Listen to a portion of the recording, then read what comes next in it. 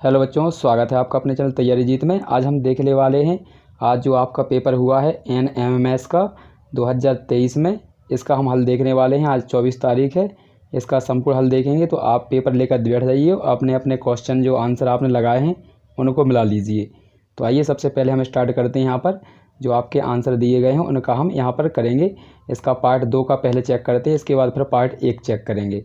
यानी पार्ट आपका ये दूसरा होने वाला है। देख लीजिए, भाग 2 जो आपका होने वाला है, नाम है इसका स्कॉलर। इसमें आपको पहले विज्ञान के चेक कराएंगे हम, इसके बाद शेष सब्जेक्ट के हैं वो अगले वाले वीडियो में आने वाले हैं, तो उसको देखकर चेक कर लीजिएगा। तो देखिए, पहले हम विज्ञान के प्रश्नों को हल करने वाले हैं। तो पहला प्रश्न क्या दिया गया है, आइए इसको देख लेते हैं। तो ये रहा हमारा पहला क्वेश्चन, इसको पढ़ लीजिए। क्या लिखा है देखिए, निम्न में से कौन सा विटामिन आँखों को स्वस्थ रखता है?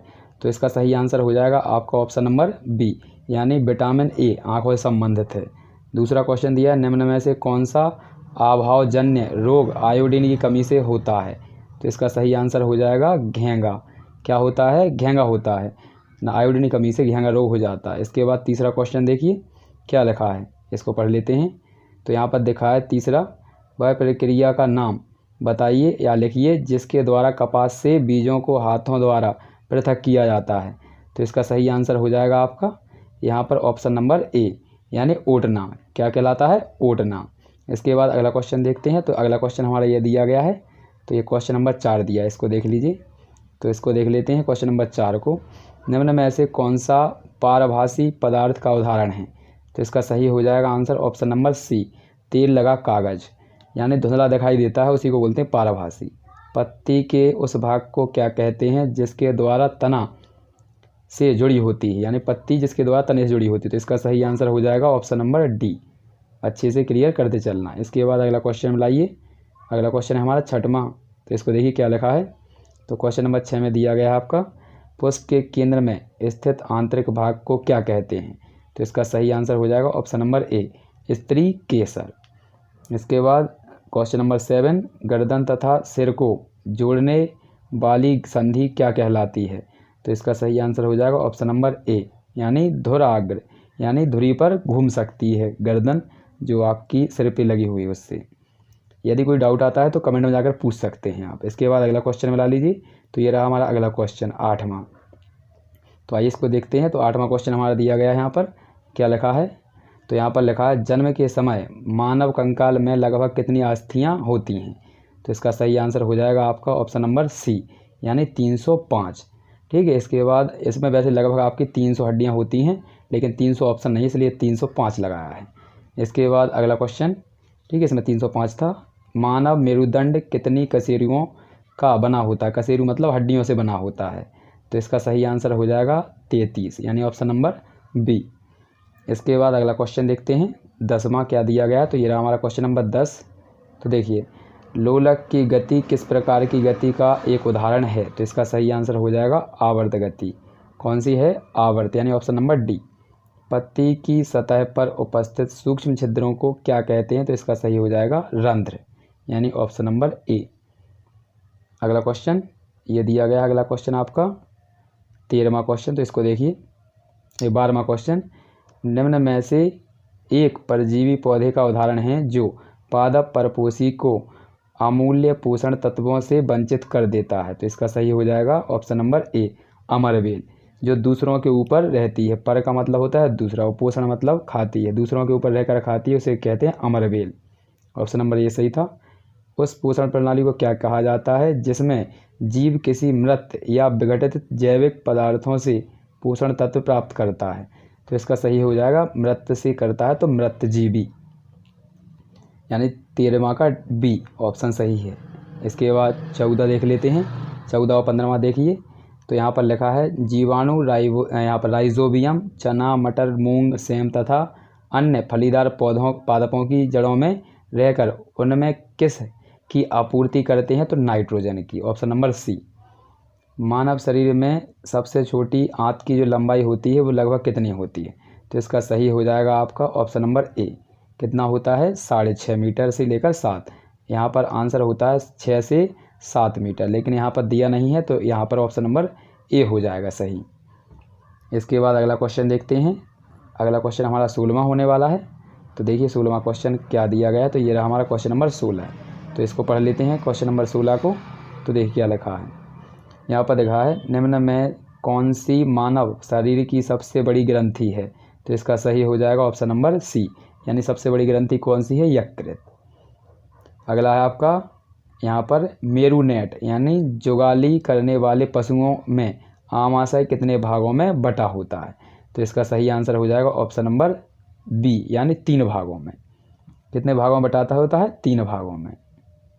इसके बाद अगला क्वेश्चन दिया है आपका, तो यहाँ पर लिखा है पश्मीना शॉल यानी शाल जो आप उड़ते हैं किस पशु के कोमल बालों से बनाई जाती है। तो इसका आंसर हो जाएगा सही, कश्मीरी बकरी की। इसके बाद सभी जीवों को किस रूप में समूहीकृत किया गया है। तो इसका सही आंसर हो जाएगा ऑप्शन नंबर ए, यानी विषम पोषी के रूप में। क्वेश्चन अगला देखते हैं बच्चों।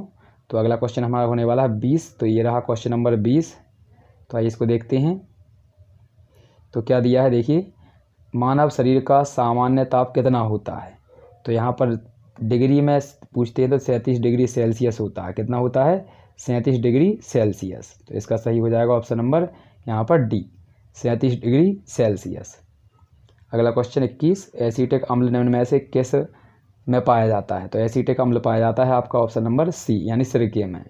इसके बाद अगला क्वेश्चन, चींटी के डंक में निम्न में से कौन सा अम्ल पाया जाता है। तो इसका सही हो जाएगा बी, फॉर्मिक एसिड, यानी फॉर्मिक अम्ल।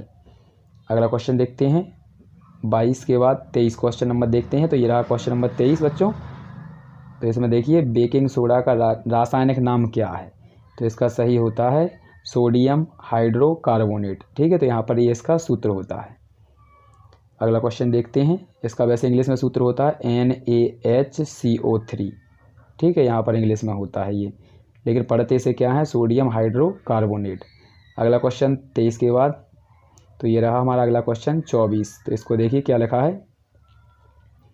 तो इसमें लिखा है कोई मांसाहारी जंतु जिसके शरीर पर धारियाँ होती हैं अपने शिकार को पकड़ते समय बहुत तेज़ी से भागता है, इसके पाए जाने की संभावना निम्न में से किस क्षेत्र में होती है।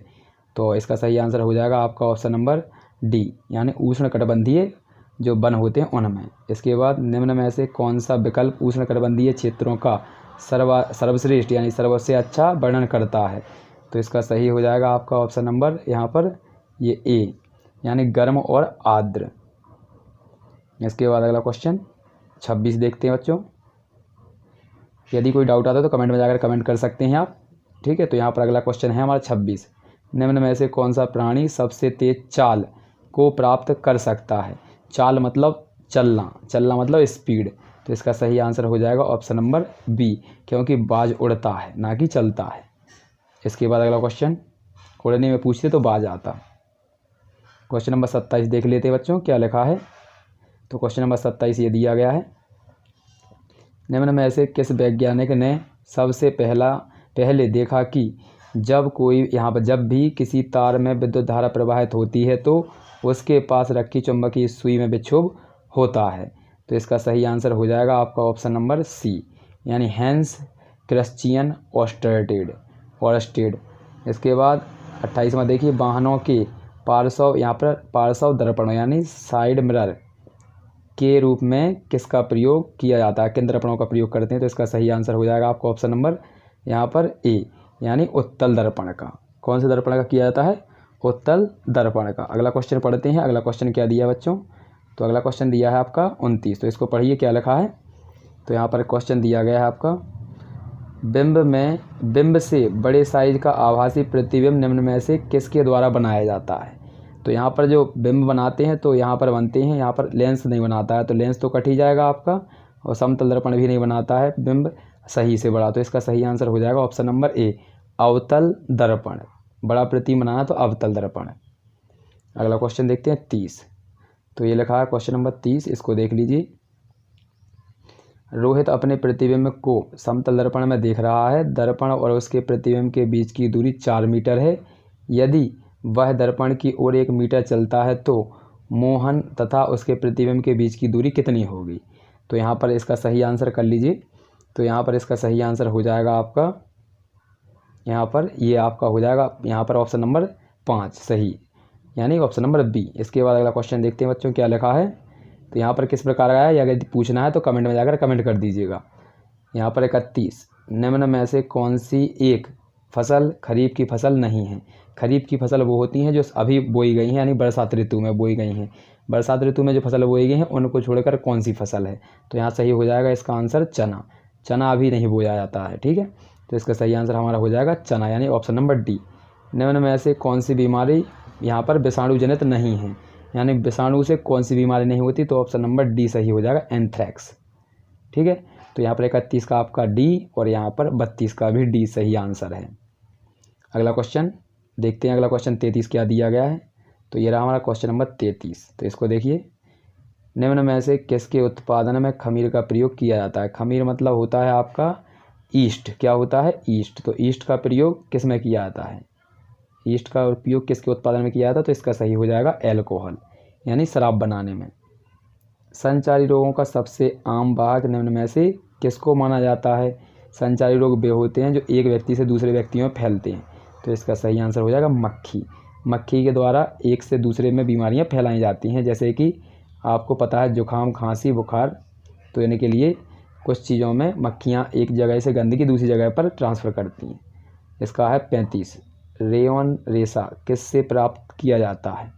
तो इसका सही आंसर लगाएंगे हम ऑप्शन नंबर ए, लकड़ी की लुंदी से। अगला क्वेश्चन देखते हैं बच्चों 36। तो ये रहा अब हमारा 36वां यहाँ से क्वेश्चन जो आने वाला है वो हमारे सामाजिक विज्ञान से आने वाले हैं। तो निकाल लीजिए, इसका हम क्वेश्चन का आंसर देखते हैं। तो देखिए ये रहा हमारा क्वेश्चन नंबर 36। तो इसमें देखिए पहला क्वेश्चन लिखा है, इसमें 36 का है, ईस्ट इंडिया कंपनी की स्थापना कब हुई थी। तो इसका सही लगा देंगे हम ऑप्शन नंबर सी। स्थायी बंदोबस्त व्यवस्था किस गवर्नर जनरल के यहाँ पर शासनकाल में लागू की गई। तो इसका सही हो जाएगा बच्चों यहाँ पर लॉर्ड कॉर्नवालिस। किसके में, लॉर्ड कॉर्नवालिस। इसके बाद अगला क्वेश्चन देखते हैं हम 38। तो ये रहा हमारा क्वेश्चन नंबर 38। 18वीं शताब्दी में भारतीय नीली, यहाँ पर नीली की मांग बढ़ जाने के कारण निम्न में से कौन सा कारण नहीं था, यानी कौन से कारण नहीं था। तो इसका सही आंसर हो जाएगा हमारा ऑप्शन नंबर सी। अगला क्वेश्चन, तो अगला क्वेश्चन हमारा ये दिया गया है। तो इसको देख लीजिए। तो ये दिया गया, पढ़ते हैं, बेंगा जनजाति के लोग स्वयं को क्या मानते थे। तो इसका सही आंसर हो जाएगा ऑप्शन नंबर बी, जंगल की संतान। 40 क्वेश्चन नंबर, प्रथम स्वतंत्रता संग्राम कब हुआ था। तो प्रथम स्वतंत्रता संग्राम सन 1857 में हुआ था। आपने सुना होगा चमक उठी सन 57 में, वह तलवार पुरानी थी, इसी के हिसाब से चमकी थी वो सन 1857 में। 41, भारत में अंग्रेजी शिक्षा प्रणाली किसने प्रारंभ की थी। तो इसका सही आंसर हो जाएगा बच्चों option number A, Lord Macaulay. ठीक है, लॉर्ड मैकाले ने की थी। अगला क्वेश्चन हमारा 42। तो देखिए क्या लिखा है 42वां क्वेश्चन, बंगाल विभाजन कब हुआ था। तो इसका सही आंसर हो जाएगा ऑप्शन नंबर हमारा यहाँ पर डी, यानी बंगाल विभाजन हुआ था 1905 में। कब हुआ था बच्चों, 1905 में। अगला क्वेश्चन देखते हैं। तो अगला क्वेश्चन दिखा है, शांति निकेतन की स्थापना किसने की थी। तो इसका सही आंसर हो जाएगा ऑप्शन नंबर बी, यानी रविंद्रनाथ टैगोर ने। Next question 44। तो इसमें हमें सही मिलाना था, निम्न युगों को सम्मिलन कीजिए और यहाँ पर आंसर छांटिए। तो देखिए इसको किस प्रकार आपको यहाँ पर सही आंसर लगाना था, इसका ऑप्शन नंबर सी। कौन सा लगना था, सी। इसके बाद अगला क्वेश्चन दिया है हमारा 45। तो यहाँ पर लिखा है, जगन्नाथ मंदिर पुरी भारत के किस राज्य में स्थित है। तो इसका सही हो जाएगा उड़ीसा में। कवि कल्हण द्वारा रचित कश्मीर के राजाओं का इतिहास बताने वाला संस्कृत काव्य है। तो इसका सही हो जाएगा ऑप्शन नंबर सी, यहाँ पर रजत तरंगिणी। ठीक है, रजत तरंगिणी हो जाएगा इसका आंसर। अगला क्वेश्चन पे चलते हैं। अगले क्वेश्चन हमारा ये होने वाला है, यदि आप चैनल पर पहली बार आए हैं तो चैनल को सब्सक्राइब कर लीजिए, इसी प्रकार के आपको वीडियो मिलते रहते हैं। इसके बाद आपको यहाँ पर एसएसबी का मिलेगा, कक्षा 9th में आपको इसी प्रकार का पेपर करने के लिए। उसके बारे में यदि आप जानकारी चाहते हैं, उसमें आपको मिलते हैं एक बार में आपके मिलने वाले 75,000 75,000 मिलेंगे आपको एक बार में। 2 साल तक मिलते हैं, 1.5 लाख का आपका स्कॉलरशिप मिलता है। इसी प्रकार का पेपर आता है कक्षा 8 से ही। यदि आप इसके बारे में जानकारी चाहते हैं तो आप लास्ट में जाकर कमेंट कर सकते हैं। तो देखिए अगला क्वेश्चन देखते हैं बच्चों, 47। भारत के राष्ट्रगान जनगण मन के रचयिता कौन है? तो इसका सही आंसर हो जाएगा रविंद्रनाथ टैगोर। और गीत अलग बात है। पृथ्वी की यहाँ पर कठोर परटी या ठोस परटी या कठोर ऊपर की जो परत होती है उसे क्या कहा जाता है? तो इसका सही आंसर हो जाएगा आपका स्थल मंडल। क्या कहा जाता है? स्थल मंडल। क्योंकि यहाँ पर देखिए वायुमंडल मतलब वायु, जलमंडल मतलब पानी, जैवमंडल मतलब जीवों का स्थान। तो यहाँ पर जहाँ पृथ्वी पाई जाती है उसे बोलते हैं स्थल मंडल। तो इसका सही है ऑप्शन नंबर सी। तो यहाँ पर जो आंसर बताया जा रहा है पूरे 100% यहाँ पर सही है। तो इसमें जितने आप यहाँ पर सही देखेंगे उतने ही आपके रिजल्ट में आने वाले हैं। इसके बाद 49 का देखिए, निम्नलिखितों का आपको सम्मिलन करना है, यानी सही जोड़ियाँ मिलानी है। तो इसका आपका सही जो आंसर होने वाला, तापमापी क्या करता है? ताप को मापता है, यानी पहले का तीसरे से मिलेगा। तो पहले का तीसरा आपका इसी में है और किसी में नहीं। तो ऑप्शन नंबर बी। अगला देखेंगे क्वेश्चन नंबर 50। तो ये दिया गया हमारा क्वेश्चन नंबर 50, इसको देख लीजिए। वायुमंडल की वह परत जिसमें हम सब सांस लेते हैं क्या कहलाती है? तो यहाँ पर मध्यमंडल, बाह्यमंडल, समताप मंडल या क्षोभ मंडल। तो सबसे पहले जो परत होती है उसे बोलते हैं हम क्षोभ मंडल। तो इसी में हम सांस लेते हैं। पहले आती है क्षोभ मंडल, फिर आती है आपकी समताप मंडल, फिर आती है मध्यमंडल, फिर आती है बाह्यमंडल। तो हम जो पहली वाली परत होती है इसी के अंतर्गत रहते हैं हम ऊपर। तो यहीं पर इसी में हम सांस लेते हैं, क्षोभ मंडल में। इसके बाद अगला क्वेश्चन, भारत के उत्तरी क्षेत्र की गर्म शुष्क हवाओं को जो स्थानीय पवनें होती हैं उन्हें क्या कहते हैं? तो इसका सही आंसर हो जाएगा ऑप्शन नंबर ए, यानी गर्म हवाओं को हम क्या कहते हैं? लू। इसके बाद अगला क्वेश्चन देखिए क्या लिखा है। तो अगला क्वेश्चन दिया गया है देखिए 52। भूकंप मापने का यंत्र है? तो इसका सही आंसर हो जाएगा सिस्मोग्राफ। क्या हो जाएगा? सिस्मोग्राफ। अगला क्वेश्चन है हमारा 53। यहाँ पर सूर्य व पृथ्वी, यहाँ पर चंद्रमा के शक्तिशाली गुरुत्वाकर्षण बल के कारण पृथ्वी की सतह पर क्या होता है? तो इसका सही हो जाएगा ऑप्शन नंबर बी, ज्वार भाटा। क्वेश्चन नंबर अगला देखते हैं बच्चों। चौंगन कितना दिया है? ये दिया गया चौंगन क्वेश्चन। तो इसको अच्छे से पढ़ते चलेंगे और जल्दी लगाते चलेंगे। तो इसमें लिखा है सामान्य गर्म प्रवर्तीय धाराएं उत्पन्न होती हैं। तो कहाँ पर होती हैं? ये आपका अच्छे से लगा लीजिएगा इसको। तो यहाँ पर ये हो जाएगा आपका ऑप्शन नंबर, क्लियर करते चलिएगा, ठीक है।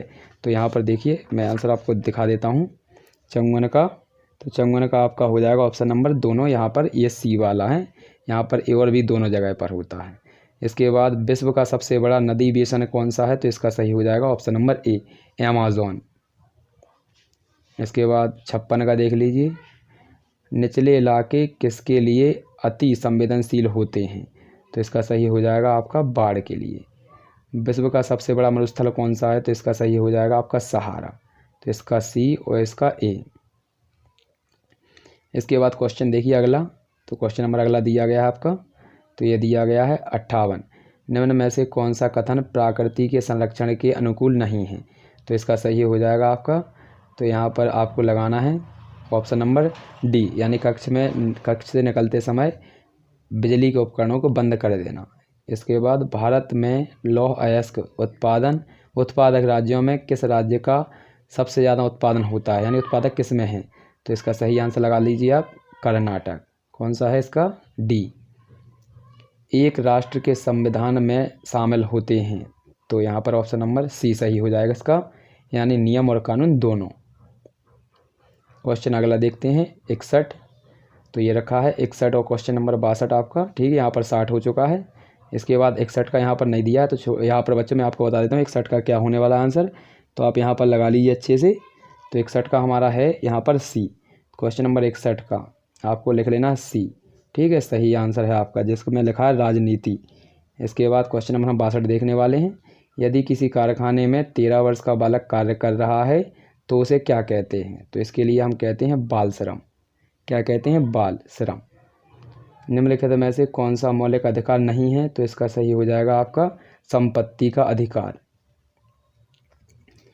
अगला क्वेश्चन 63 के बाद, क्योंकि संपत्ति का अधिकार पहले था अब नहीं।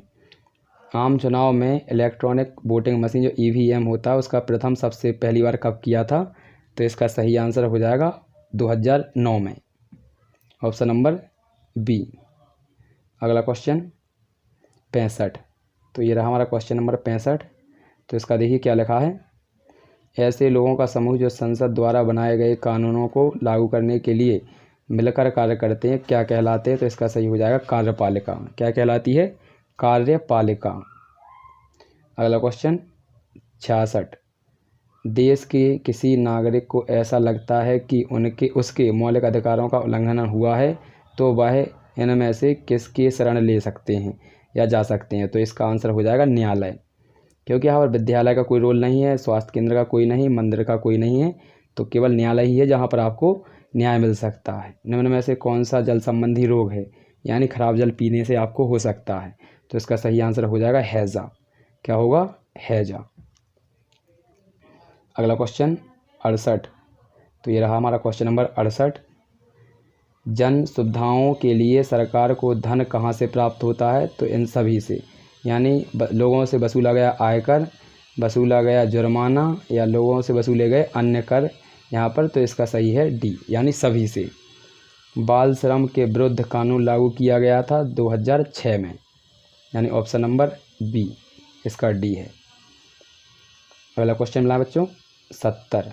तो ये रहा हमारा 70 क्वेश्चन। मध्य प्रदेश में किस नदी के तट पर कुंभ मेला लगता है। तो यहाँ पर ये लगता है क्षिप्रा नदी के किनारे पर, क्योंकि ये है उज्जैन में। अगला क्वेश्चन देखते हैं। अब हमारे गणित के क्वेश्चन आ चुके हैं, तो आइए इनको हल करते हैं। मैथ के क्वेश्चन हल करना स्टार्ट करते हैं बच्चों। तो आइए इनके आंसर मिलाते चलिए। तो पहले का हम आंसर मिलाने वाले हैं यहाँ पर। तो देखिए, इनके केवल आंसर ही बताएंगे। यदि आपको सोल्यूशन चाहिए तो आप कमेंट में जाकर कमेंट कर दीजिएगा, तो सोल्यूशन चाहे तो बता दिया जाएगा। तो देखिए, यहाँ पर हम पहले मिलाएंगे 71। तो 71 का आपका जो सही आंसर होने वाला है ऑप्शन नंबर सी होने वाला है, यानी 20। ठीक है, इसका एक सी हो जाएगा 71 का। 72 का मिलाएंगे तो इसका सही आंसर करने वाले हैं। देखिए मिला लीजिए। तो 72 का हमारा जो आंसर होने वाला सही वो है डी। ठीक, किस प्रकार से आया है यदि आप ये जानना चाहते हैं तो कमेंट में जाकर कमेंट करें। अगला क्वेश्चन देखिए बच्चों। तो ये रहा हमारा 73 क्वेश्चन नंबर 73। तो देखिए यहाँ पर किस प्रकार से यहाँ पर लिखा है। राजू की वर्तमान उम्र क्या होगी यदि उसकी 3 वर्ष पूर्व तथा 3 वर्ष बाद उम्र का गुणनफल कितना है। यहाँ पर 72। तो देखिए यहाँ पर आप ऑप्शन से बना सकते थे। मान लीजिए जैसे हमने लिया 9, तो 9 के पूर्व कितना होगा, मतलब 9 साल से पहले कितनी होगी, 3 साल पहले 6, और इसके 9 साल के बाद लोगे आप तो कितने होंगे यहाँ पर 3 साल बाद, तो 12 की हो जाएगी। इस प्रकार करेंगे तो आपका आएगा 72। ठीक है, 72। तो इसका सही आंसर है आपका बी। और इसमें किस प्रकार से करेंगे, देखिए किसी भी संख्या की घात 0 होती है तो 1 होता है, तो 1 + 1 और 12 भी आपका 1, तो ये दोनों जुड़ जाएंगे तो 2 और 2 में 1 का गुणा होगा तो कितना आएगा 1। तो इस प्रकार से आपका ऑप्शन नंबर ए सही है। और इसको परसेंटेज में बदलेंगे तो यहाँ पर देखिए इस प्रकार से लिखा है, और प्रतिशत का चिन्ह हटेगा तो बटे में कितने आएंगे आपके 100। तो यहाँ पर 2 0 है तो 2 अंक बाद और खिसकेगा, तो इसका सही आंसर हो जाएगा ऑप्शन नंबर डी। अगला क्वेश्चन देखते हैं बच्चों 75 के बाद आपका 76 और 77। तो इसका देखिए क्या लिखा है, इसका आंसर किस प्रकार से निकालते हैं। तो देखिए इसका आंसर आपका सही होने वाला है ऑप्शन नंबर बी, यानी 4। 76 का आपका बी हो जाएगा। 77 का देखिए किसी त्रिभुज के लंब समद्विभाजकों के परिच्छेदन बिंदु को क्या कहा जाता है। तो इसका आंसर आपको यहाँ पर दिख रहा होगा, तो अच्छे से इसको लिख लीजिए। इसके बाद अगला क्वेश्चन देखते हैं 78। तो 78वां क्वेश्चन ये दिया गया है आपका, एक वर्ग का क्षेत्रफल x इकाई है और उसका परिमाप यहाँ पर x इकाई है, तो x का मान क्या होगा। तो देखिए क्षेत्रफल का सूत्र होता है आपका x, यहाँ पर भुजा गुणित भुजा, यानी दोनों बराबर हैं। तो भुजा गुणित भुजा यदि हम 4 लेते हैं तो 4 का 4 में गुणा करेंगे, ये भुजा गुणित भुजा क्षेत्रफल है 16। और यदि परिमाप निकालते हैं तो इसका होता है 4 गुणित भुजा, तो ये भी कितना आएगा 16। तो इसका आंसर हमारा होने वाला है ऑप्शन नंबर ए, यानी 4। और इसके बाद अगला क्वेश्चन है आपका 79। तो इसका सही है आपका ऑप्शन नंबर डी। इसके बाद अगला क्वेश्चन है आपका, इसका क्वेश्चन का आंसर है सी, क्वेश्चन नंबर 80 का सी। किस प्रकार से इनके आंसर आए हैं तो इनका यदि आप जानना चाहते हैं तो कमेंट में जाकर कमेंट करें। क्वेश्चन नंबर 80 देखिए, तो 80 का हमने बता दिया था सी है। इसके बाद देखिए इसको किस प्रकार से हल करेंगे, तो यहाँ पर डी आएगा इसका आंसर। ठीक है, क्या हो जाएगा आंसर नंबर डी, 81 का हमारा डी। अगला क्वेश्चन देखते हैं 82। तो ये दिया गया हमारा क्वेश्चन नंबर 82। तो इसको देखिए, इसका हमें घनमूल निकालना था, तो ये कितने का घन है, तो इसका सही हो जाएगा 95।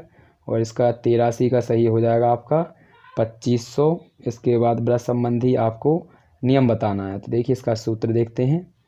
तो इसका सूत्र देखिए, वृत्त के संबंध में सूत्र होता है, तो यहाँ पर ये सही हो जाएगा ऑप्शन नंबर सी। कैसे कि वृत्त की परिधि होती है आपकी, यहाँ पर पाई बराबर सूत्र बताना है, यानी पाई आ जाए। तो वृत्त की परिधि होती है आपकी 2πr और व्यास होता है आपका 2r। तो r से r कट जाएगा, 2 से 2 कट जाएगा, तो पाई बराबर पाई आ जाएगा। तो ये आएगा हमारा ऑप्शन नंबर सी में। तो इसका सही है सी। 85 देखते हैं। तो ये रहा हमारा क्वेश्चन नंबर 85। क्या दिया गया है, निम्न में से कौन सी संख्या सबसे बड़ी है। तो इसका सही आंसर हो जाएगा ऑप्शन नंबर सी। ये मत सोचिएगा कि ये -2 बड़ा है। -2 कभी बड़ा नहीं होता है। जितना बड़ा संख्या होगा माइनस में, उतना ही वह सबसे छोटी संख्या होती है, क्योंकि माइनस का मतलब होता है उधारी और प्लस का मतलब होता है आपके पास। इसके बाद 86 का देखें, तो 86 का सही आंसर होने वाला है आपका ऑप्शन नंबर यहाँ पर डी। इसके बाद 87 क्वेश्चन हम देखते हैं। तो क्वेश्चन नंबर 87 देख लीजिए। इसका सही आंसर है आपको बच्चों यहाँ पर 3.6 सी। इसके बाद अगला क्वेश्चन देखते हैं। इसके बाद हमारा 86 के बाद आपका क्वेश्चन आने वाला है। ठीक है, तो यहाँ पर हमने क्वेश्चन कितने तक देखे, देखिए यहाँ पर ये 86 था और ये 87 था। 87 का हमारा सी है। ठीक है, यहाँ पर इसका सी था और इसका डी था। इसके बाद 88 का देखते हैं। तो ये रहा हमारा क्वेश्चन नंबर 88। तो 88 के क्वेश्चन का आपका सही आंसर है ऑप्शन नंबर बी। इसके बाद 89 क्वेश्चन नंबर 89 का आपका सही आंसर आने वाला है ऑप्शन नंबर ए, क्योंकि इसमें कहा सबसे अधिक किसका मान होगा, तो इसी का मान होगा, क्योंकि यहाँ से दशमलव हटेंगे तो ऊपर 2 जीरो बढ़ेंगे। 5 से भाग दोगे तो फिर इसके बाद आएगा 5 छक्का 30 और 5 चौका 20, यानी 640। इसके बाद अगला क्वेश्चन देखते हैं। तो इसका आंसर क्या है बच्चों, इसका आंसर ऑप्शन नंबर ए। ठीक है, इसके बाद अगला क्वेश्चन 90 लास्ट जो हमारा रहने वाला है। तो यहाँ पर देखिए इसका हमें किस प्रकार से निकालना था, यहाँ पर निकालेंगे तो इसका आपका सही आंसर आएगा सी। किस प्रकार से निकालेंगे, देखिए यहाँ पर कुछ नहीं दिया तो मानेंगे x 7/3 और प्रतिशत हटेगा तो बटे में आएंगे 100, बराबर में आपके आएंगे 42। बटे की संख्या पहुँच जाएगी गुणा में और गुणा की संख्या आएगी बटे में, तो 42 × 300। ठीक है, और यहाँ पर बटे में आ जाएगा 7, तो 7 × 42 और 6 का 3 में गुणा करेंगे तो 6 × 18। अगले पेपर का सलूशन बहुत जल्द आने वाला है, तो वीडियो को लाइक कर दीजिएगा। मिलते हैं अगले वीडियो में, तब तक के लिए जय हिंद जय भारत।